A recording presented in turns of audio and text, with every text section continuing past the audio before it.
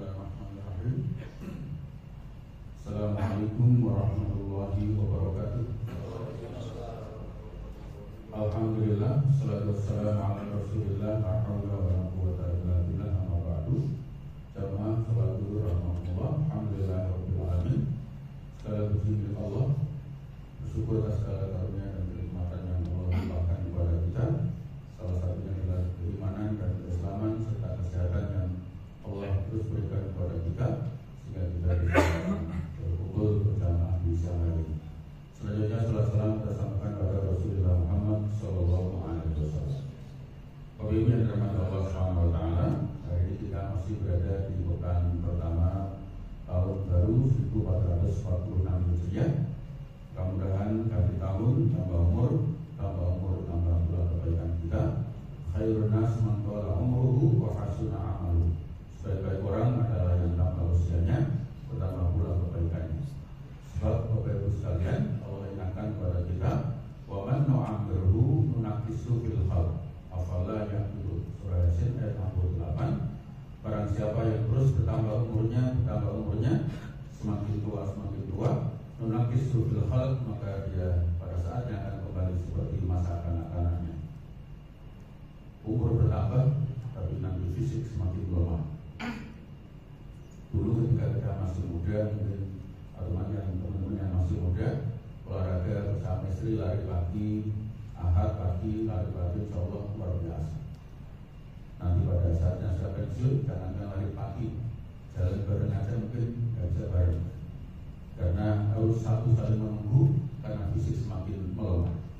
Bapak Ibu, saudara sekalian yang dirahmati Allah, maka nikmatan limaghunun fihi maqadir minanas as-sihat wal farah. Mudah-mudahan panjang umur begitu dengan kesehatan dan bisa memanfaatkan kesempatan umur itu dengan amal soleh. Selanjutnya Bapak Ibu sekalian yang dirahmati Allah, pada siang hari ini saya ingin sampaikan sebuah kisah perjalanan hidup seorang ibu yang memiliki anak laki-laki yang bekerja di luar negeri. Satu hari seorang syekh imam masjid selesai sholat, jamaah pada pulang dan beliau masih berada di depan. Kemudian dia melihat ada seorang ibu-ibu yang meminta-minta, mengemis kepada para jamaah di teras masjid, di halaman masjid, di pintu luar masjid. Dia menengadahkan tangan untuk minta-minta. Sang syekh itu kemudian perhatikan ibu-ibu itu yang sebelumnya tidak pernah ada, tapi beliau lihat kok itu, dan beliau merasa pernah melihat dan tampaknya merasa kenal, tapi belum berani menyapa. Tapi beberapa hari kemudian dia perhatikan tiap hari ketemu, akhirnya dia berani menanyakan, mohon maaf ibu, ibunya Mas Kilia? Ya kalau bahasa kita Bu, iya betul. Kenapa ibu mengemis? Bukankah putranya sukses? Iya, tapi anak saya tidak pernah mengirimnya apa-apa kepada saya. Uang saya sudah habis, saya tidak punya suami, anak saya kerja di luar negeri, tidak pernah mengirim uang. Kata syekhnya, kok kelihatannya tidak mungkin ya? Saya kenal putra panjenengan dulu jamaah di sini, soleh. Iya, tapi dia tidak pernah mengirim uang sama sekali. Akhirnya saya tanya, mengirimnya apapun tidak pernah? Kalau uang tidak pernah, tapi sering mengirimi hiasan dinding yang untuk kemudian saya pasang di rumah saya, di ruang tamu saya dan tempat tidur saya, supaya nanti ketika saya pulang, hiasan dindingnya itu biar dia lihat dengan bagus. Kemudian saya agak curiga, mohon maaf, saya boleh ke rumah ibu? Boleh aja. Singkat cerita, dia datang ke rumah ibu itu, betapa kagetnya, karena ternyata yang dimaksud oleh ibu itu hiasan dinding adalah uang dolar yang nominalnya masing-masing $100. Ya Allah ibu, ini uang bukan hiasan dinding. Loh ini uang, setahu saya uang itu gambarnya Soekarno-Hatta. Ya, ini kan gambarnya enggak, kan kayak mainan gitu, karena warnanya tidak seindah uang rupiah, warnanya bentuknya warnanya kusam, putih enggak, kuning enggak, abu-abu enggak. Dia melihatnya sebagai hiasan dinding saja. Kata ibu, ya Allah ini ibu, selembar ini ibu pakai untuk beli makanan bisa untuk seminggu 2 minggu, kalau ngirit apalagi cuma Indomie bisa 1 bulan ini. Ya. Bapak Ibu yang dirahmati Allah, lalu saya itu kemudian menutup kisahnya dengan tulisan yang sangat indah.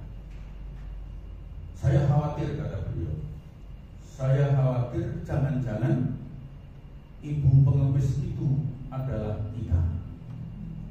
Hidup kita terlunta-lunta di muka bumi ini, tidak mendapatkan pegangan hidup, sementara pegangan hidupnya kita jadikan hiasan bibit semata. Mohon maaf, kalimat ini agak menohok Bapak Ibu, sehingga banyak muslim yang mohon maaf semangat hidupnya tidak ada, merasa hidup tidak berarti, merasa kesulitannya bertubi-tubi, seakan-akan hidup ini rumitnya luar biasa, karena dia ternyata petunjuk hidupnya ia jadikan hanya hiasan bibit, sementara yang dia tulis itu fa inna ma'al usri yusra, fa inna ma'al usri yusra. 2 ayat diulang, ia tulis menjadi hiasan bibit, padahal kalau dia paham ayat itu maka hidupnya akan menjadi berbeda. Bapak Ibu yang dirahmati Allah, betapa kemudian banyak di antara kita yang menjadikan hidup menjadi tidak terarah karena kemudian petunjuknya hanya kita jadikan hiasan dinding. Ya. Mohon maaf, tidak jelek masang kaligrafi di rumah itu, tidak jelek. Tapi kalau ayat yang kita pasang dengan perilaku kita berbeda itu memang menjadi aneh. Ya. Bekerja itu tidak harus ada CCTV. Kalau nggak ada CCTV semaunya sendiri. Padahal hiasan dinding di ruang kerjanya itu faman ya'mal mithqala dzarratin khairan yarah wa man ya'mal mithqala dzarratin syarran yarah. Sekecil apapun pasti akan tampak dan akan ditampakkan dan akan dibalas oleh Allah Subhanahu wa taala. Sehingga mohon maaf, ada kawannya promosi masuk angin. Masuk angin belum Quran, belum Quran, temannya dilantik masuk rumah sakit. Di rumah sakit dibesuk, dikabari orangnya dapat mobil dinas baru, mati. Mohon maaf Bapak Ibu yang dirahmati Allah, karena dia menganggap rezeki itu tertukar. Iya, Bapak Ibu yang dirahmati Allah, maka mungkin sekedar contoh, mungkin Bapak Ibu pernah dengar kisah ini kan? Cecak itu merayap, makanannya nyamuk. Cecaknya merayap, nyamuknya terbang. Itu kalau cecak mikir posisi, mikir dunia, stres ya. Ya Allah, bagaimana mungkin saya dapat makanan, saya hanya bisa merayap, makanan saya terbang semua.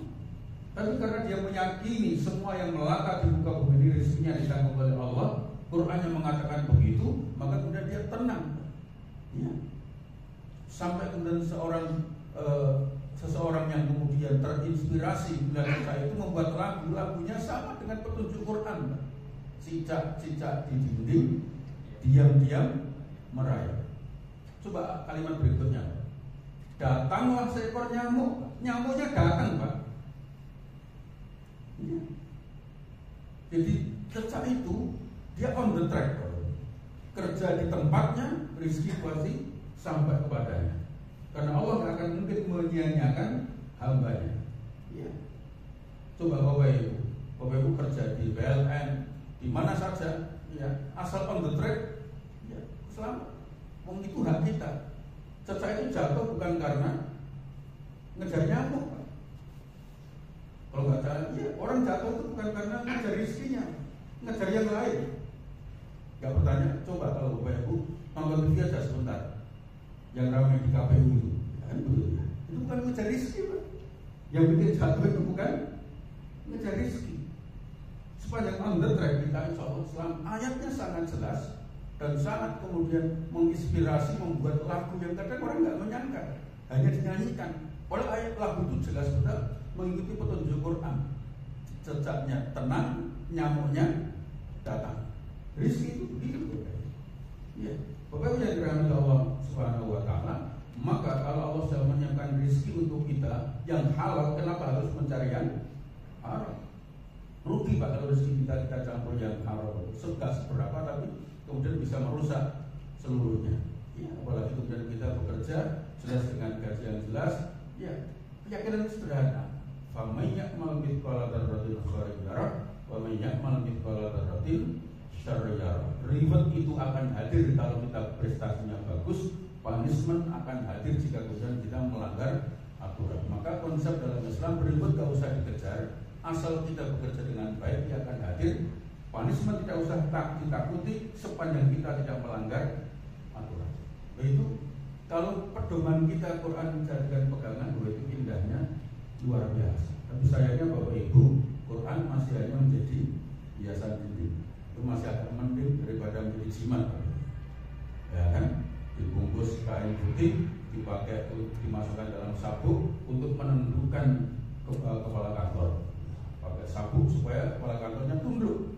Dia lupa bergaya di depan bosnya, sementara sabuknya tertinggal di kamar mandi. Akhirnya dia dimarahi juga. Allah Subhanahu Wa Taala. Iya, ini kalau nggak hati-hati jatuhnya malah kepada kemusyrikan kan begitu. Bapak yang dirahmati Allah.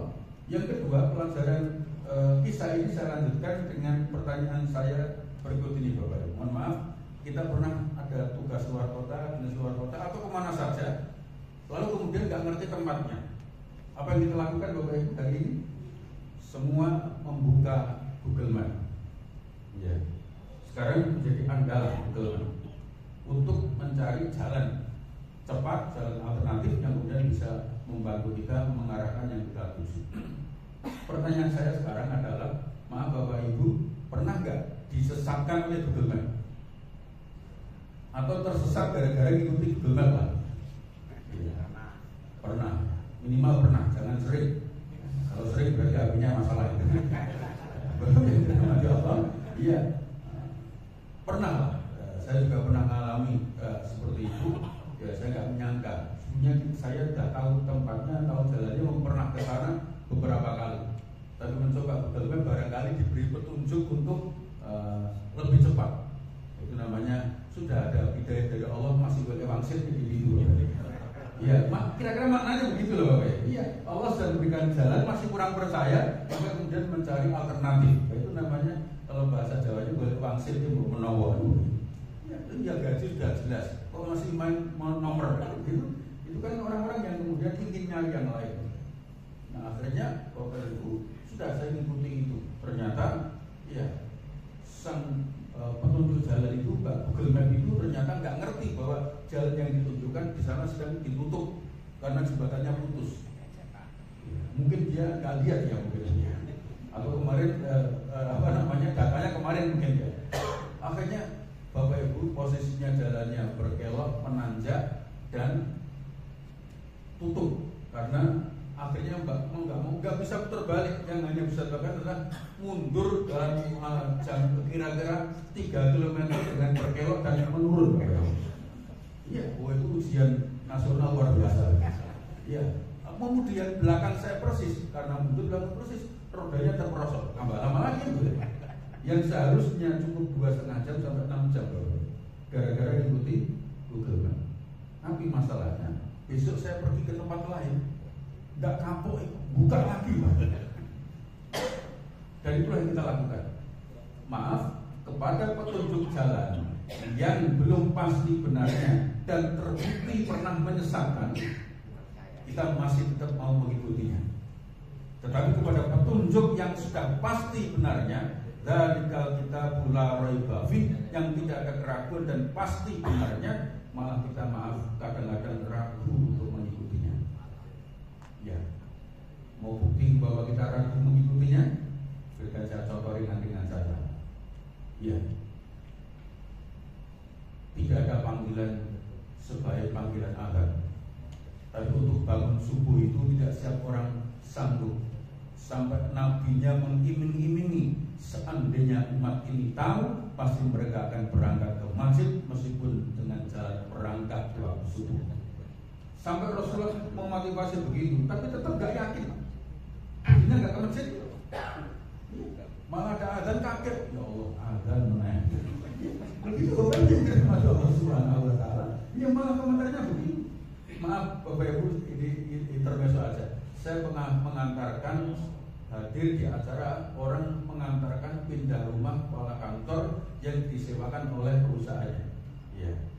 Kemudian sampai di tempat, karena dia nggak ngerti orang dari luar Jawa dipindah ke Semarang, kemudian dicarikan persewaan rumah dinasnya oleh perusahaannya. Sampai ke tempat apa kalimatnya? Saya nggak pernah menyangka Muslim kelihatannya juga taat, nyatanya pindahan kemudian ngajak ngaji bareng. Apa kalimatnya? Waduh, kok depannya masjid? Gitu Pak. Lah sama tanya, lah kenapa? Oh, enak tenan Mas. Rasa santai kan itu. Kalimat Allah Subhanahu wa taala. Enggak terpikir oleh saya muncul kalimat itu.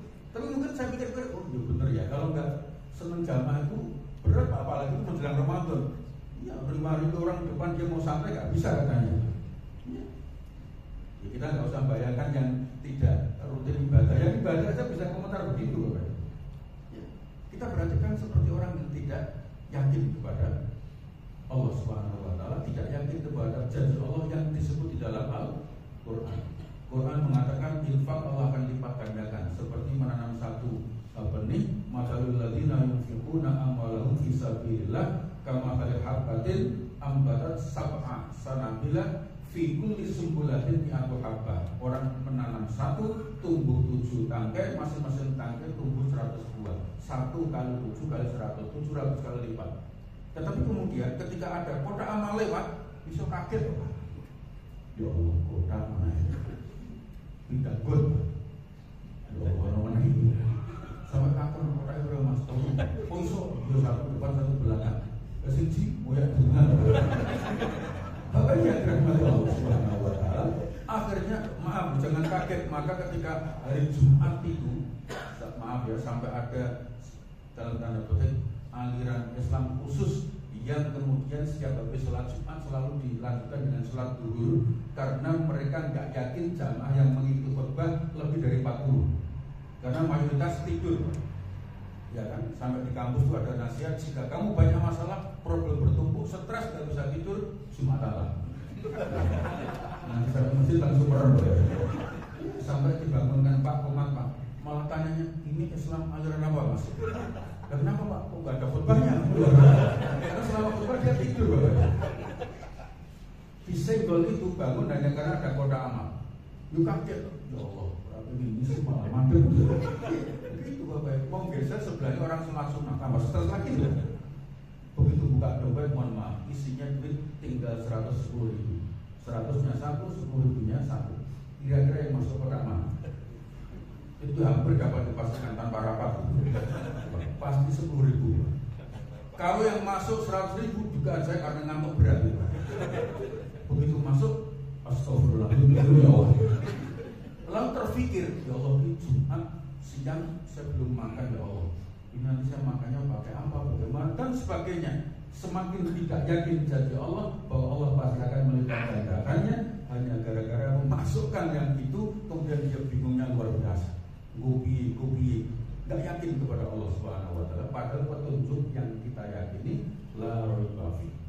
Nah, di sini Bapak Ibu, mohon maaf saya sengaja bikin anekdot, bikin perumpamaan, karena kisah itu bisa menguatkan pemahaman kita dan kemudian bisa memberikan pelajaran yang sangat luar biasa. Dan Rasulullah sering begitu, termasuk ketika Rasulullah dalam kondisi gundah gulana, ada masalah, Allah hadirkan kisah-kisah yang kemudian dengan kisah itu menguatkan kita kembali untuk kemudian beriman dan kemudian berusaha untuk mengamalkan apa yang kita yakini. Oleh karena itu Bapak Ibu sekalian, mumpung ini awal tahun baru Hijriah, momentum yang sangat baik untuk kita kembali membuka petunjuk hidup kita, Quran kita Bapak Ibu, kemudian kita baca. Ustaz, saya nggak lancar, kurang fasih membaca Quran, fasih Allah turunkan malaikat rahmatnya, terbata-batanya Allah berikan 2 pahala. 1 pahala membaca, 2 pahala ikhtiar kita agar bisa membaca.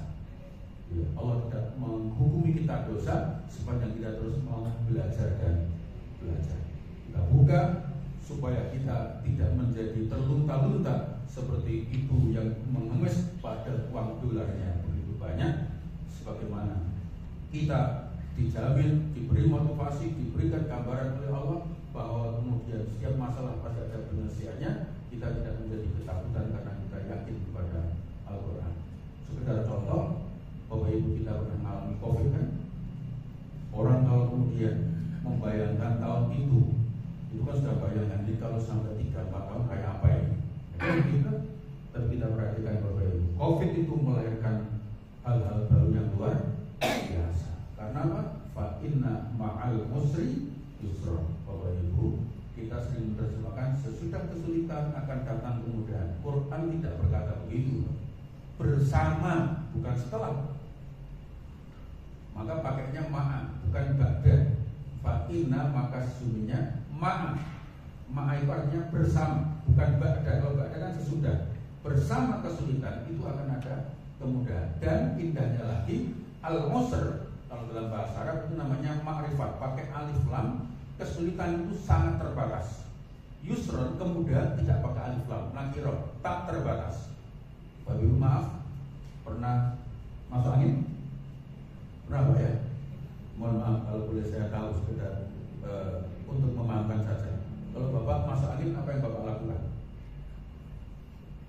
Bisa jawab santai aja menurut yang biasa kita lakukan apa?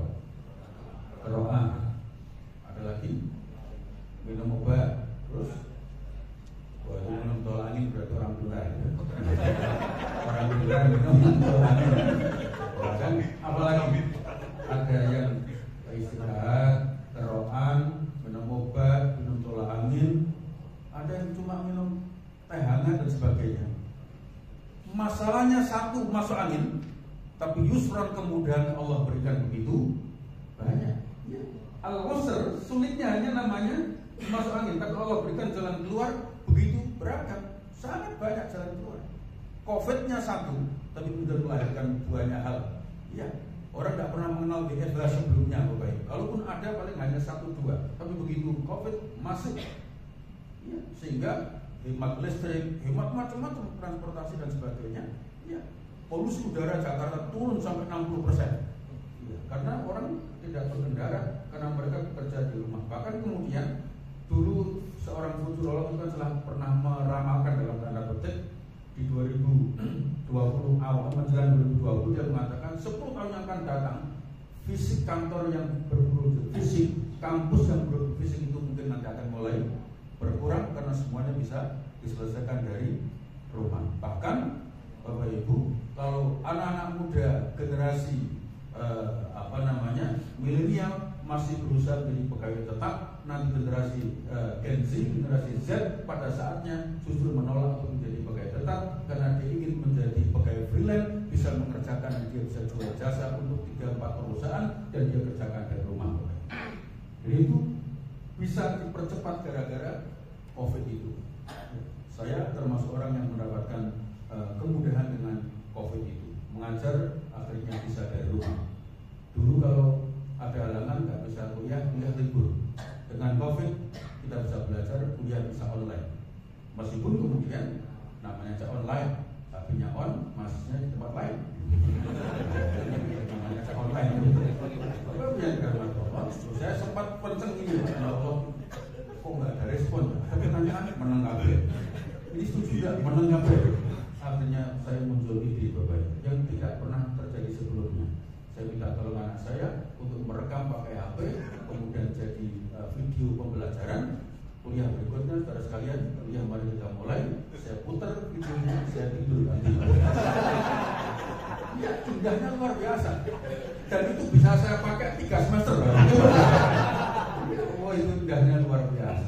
Tidak ada kesulitan, pasti di dalamnya ada kemudahan. Kalau kita yakin itu, Quran kita jadikan pedoman, hidup mau di tahun berapapun, mau dengan tantangan kayak apapun, insya Allah bisa kita atasi. Ke depan semakin berat.